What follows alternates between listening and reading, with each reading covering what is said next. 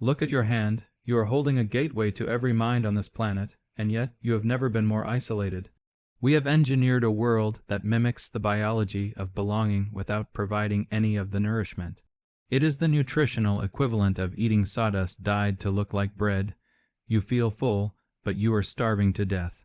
We call this progress, we call this staying in touch. It is actually a systematic amputation of the human spirit. Your brain was forged in the dirt among 60 to 100 people who knew the smell of your sweat and the sound of your fear. You were designed for the high-stakes friction of physical presence. Now you live in a friction, less void. A digital ether where empathy is a currency to be traded rather than a bridge to be crossed. We have replaced the warmth of a gaze with the blue light of a liquid crystal display. The tragedy isn't that we are disconnected. The tragedy is that we are convinced we aren't. We are currently performing a global autopsy on the concept of the soul. Let's look at the first incision, the simulation of warmth. Evolution is slow, technology is fast. Your nervous system is still trapped in the Pleistocene, waiting for the tactile feedback of another human being to tell it that it is safe. But you don't offer it safety, you offer it a notification. A like is a ghost of an interaction. It triggers a micro dose of dopamine, yes, but it bypasses the oxytocin pathways required for genuine bonding. You are tricking your brain into thinking it is surrounded by a tribe, while your body sits alone in a dark room. This discrepancy creates a biological dissonance, a low-frequency hum of anxiety that you cannot name. Consider the price of a secret. In the old world, a secret was a tether. To reveal your darkest contour to another human was a biological risk, a physical handing over of leverage. This created a profound, terrifying intimacy.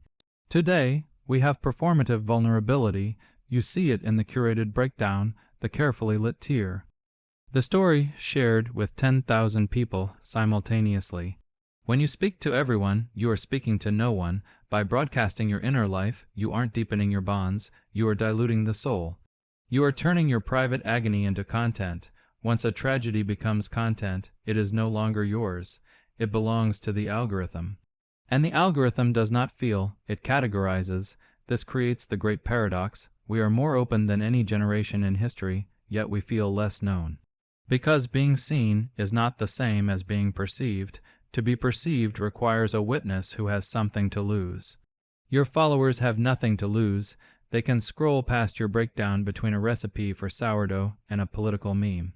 This is the death of the sacred. We have commodified the very things that used to make us human. Now look at the friction, or rather, look at its absence. Real human connection is jagged. It is inconvenient. It involves the smell of bad breath, the awkward silence, the heat of a genuine argument where you can't just hit block. Our ancestors survived because they were forced to navigate the intolerable parts of each other. That friction, that grinding of ego against ego, is what polished the diamond of empathy. It forced you to see the humanity in someone you disliked, but your digital environment is a padded cell. It is designed to remove the negative, which is to say, it is designed to remove the real. The algorithm serves you a reflection of your own prejudices. It filters out the nuance, it deletes the silence. When you remove the difficulty of a relationship, you remove the growth. You are left with a soft, atrophied version of love, a friendship that exists only when it is convenient. We are losing the muscularity of the heart. We have become emotionally flaccid. We seek communities that are actually just echo chambers, where we can project our identities onto others rather than discovering who they actually are. This is digital solipsism. You are not looking for a friend, you are looking for a mirror that agrees with you. And when the mirror stops agreeing, you shatter it and find another. This is why our modern connections feel so fragile. They are built on the sand of shared convenience rather than the rock of shared ordeal. We have optimized for reach, but we have sacrificed depth. We are like a civilization that has figured out how to travel at the speed of light, only to realize we have nowhere to go and no one to meet when we get there. The digital buffer acts as a psychological prophylactic. It protects you from the messiness of others, but it also prevents any true conception of them from taking root. You are interacting with a representation, a ghost, a sequence of pixels that you have mistaken for a person. And you wonder why, at the end of the day, when the screen goes black, the silence feels so heavy.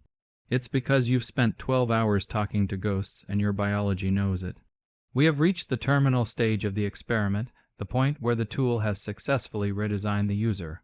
You are no longer using technology to find people. Technology is using people to find you.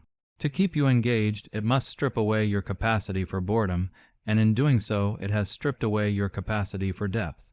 Deep empathy requires the one thing the modern world refuses to give you: stillness. It requires the ability to sit with the discomfort of another's existence without the urge to intervene, to judge, or to swipe. We have replaced this stillness with a frantic, twitching mimicry of care. We are hyper-stimulated and emotionally bankrupt. The deficit is now structural. Our children are learning to read faces from screens rather than skin, missing the subtle micro-expressions that signal true vulnerability. We are breeding a species of high-functioning sociopaths not out of malice but out of sensory deprivation. You feel the ache in your chest not because you are broken, but because your biology is screaming for a reality you have abandoned. The resolution is not a new app, it is not a digital detox or a temporary fast. Those are just ways to make the cage more comfortable. To reclaim your humanity, you must accept the burden of being inefficient. You must embrace the awkward, the slow, and the physically exhausting. You must be willing to be disliked, to be misunderstood, and to be silent. Most of you will not do this. You will listen to this, feel a brief flicker of recognition, and then you will check your notifications. You will seek the immediate relief of a ghost's validation rather than the heavy weight of a human's presence. The illusion is simply too convenient to break. So, we continue the descent. We will become more connected, more informed, and more articulate about our feelings. While the actual sensation of love becomes a distant memory, a ghost limb we still try to scratch. The lights are on, the networks are pulsing, and the world is louder than it has ever been. And yet, if you listen closely to the hum of the servers, you can hear the sound of a species finally finishing its transition into total, perfect solitude. You aren't losing your connection to others, you are losing the self that was capable of connecting. Look back at your hand, the gateway is still there, but is there anyone left on either side of it worth meeting?